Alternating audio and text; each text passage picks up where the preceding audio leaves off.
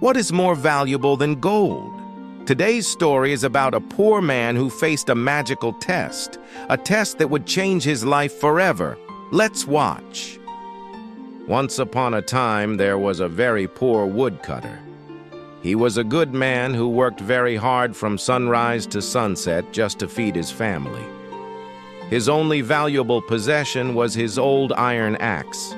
One day, while chopping a tree near the riverbank, his hand slipped. Splash! His beloved axe fell deep into the river. The poor man sat near the water and began to cry. How would he earn money now? Suddenly, the water began to glow. A magnificent river spirit emerged from the water. She asked the woodcutter why he was crying. He told her about his lost axe. The spirit dove underwater and came back up holding a gleaming golden axe. "Is this your axe?" she asked. The woodcutter looked at the gold and said, "No, that is not mine." She dove again and returned with a shining silver axe. "Is this one yours?" she asked.